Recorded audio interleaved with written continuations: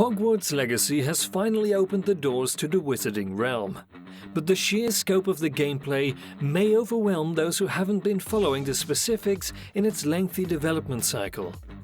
New or low-level players can benefit from learning more about its main gameplay principles and features rather than attempting to explore it in the dark. These informations are easy to overlook, especially when fascinated by Hogwarts Legacy's stunning map. And some of it is never mentioned by the game at all. But it's all necessary to know before embarking on a first playthrough of Hogwarts Legacy. It's not necessarily gameplay related, but it's important to note that Hogwarts Legacy spoilers are everywhere. In order to avoid an undecided explanation of the game's deepest secrets, players should approach all social media and online platforms with caution, at least until they're ready to start their personal journey into Hogwarts. Once they've made their way into the game, it will be smooth sailing with this valuable knowledge at hand. That said, Hogwarts Legacy's story should be prioritized over exploration, at least at first. One of the most exciting features of entering Hogwarts Legacy, particularly for those familiar with the core Harry Potter series, is that it's completely explorable. But gamers should avoid exploring until they've made significant progress in the game's primary questline.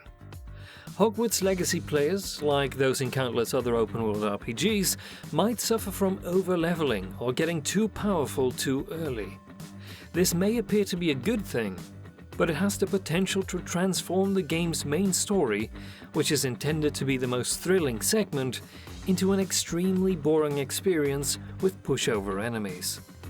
No matter how tempting it may be to examine every inch of Hogwarts right away, doing so will cause Hogwarts Legacy to fail in delivering its story effectively. It's a better idea to focus on the primary quests at hand, at least for the first few hours of the game. A good way to gauge progress is to observe the change of the seasons. Once summer fades and autumn paints Hogwarts campus orange, players will not only have a much better time exploring the school, but over-leveling will be much less of an issue. House choice doesn't drastically affect Hogwarts Legacy's gameplay. In the novels and films, a witch or wizard's house is critical to their time at Hogwarts. But this isn't always the case in Hogwarts Legacy. Of course, a Harry Potter prequel would be incomplete without these legendary factions, but players shouldn't get too worked up about which house they want to join, as it will have little to no impact on the majority of gameplay. There are some distinctions between the common areas in Hogwarts Legacy, and each house has some specified side tasks, but aside from that, it's a rather low-impact choice. Talent points are limited in Hogwarts Legacy. Players should be aware that talent points are both limited in amount and non-refundable in Hogwarts Legacy. In other words, it's not a good idea to buy random perks without giving them some attention first. It's understandable that a 5th-year student won't be able to master every magical skill, but it also indicates that players should try to focus on a single build or talent. They should then carefully choose which perks to gain, because there is currently no option to reset perk points, unlike in other RPGs.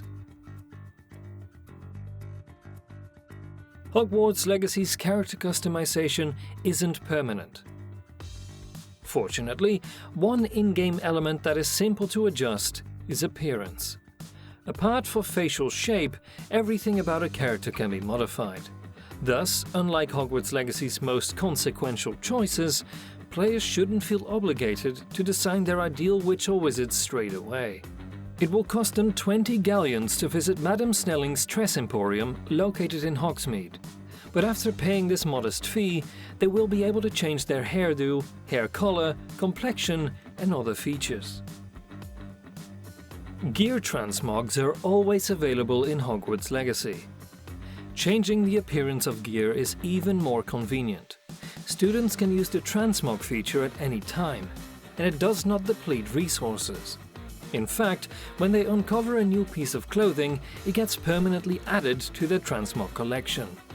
As a result, players will not need to keep any things just for cosmetic purposes. If it lacks high stats or useful bonuses, it can be sold or destroyed with no stylistic consequences because players can still use it to change their equip appearance in Hogwarts Legacy.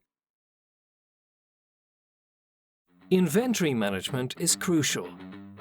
Being able to discard unneeded equipment without worry can be a comfort, but it's also a required mechanism due to incredibly limited inventory space. At the start of the game, players will have only 20 slots, which can fill up in seconds. It is possible to enhance the inventory later, but before then, it is recommended to discard any items that aren't absolutely necessary. It helps because equipment isn't unique. If one has to trash a treasured mask to make space for a new hat, there's still a chance they'll locate the mask again. Disabling the heads-up display can make the game more immersive. Any excellent RPG will allow players to fully immerse themselves in its fantasy universe, and there are a number of settings witches and wizards may utilize to properly immerse themselves in the magic of Hogwarts Legacy. Players can see a large number of configurable options if they navigate to the User Interface Settings tab at the bottom of the setup screen before starting the game properly. Students can not only explore Hogwarts without the distraction of a minimap, but they can also disable damage numbers, the ancient magic meter, leveling up notifications, and other features. And with that, we've come to the end of the video. Any of these tips and tricks you hadn't discovered for yourself yet? Let us know in the comments down below. Thanks for watching, and we'll see you all in the next video.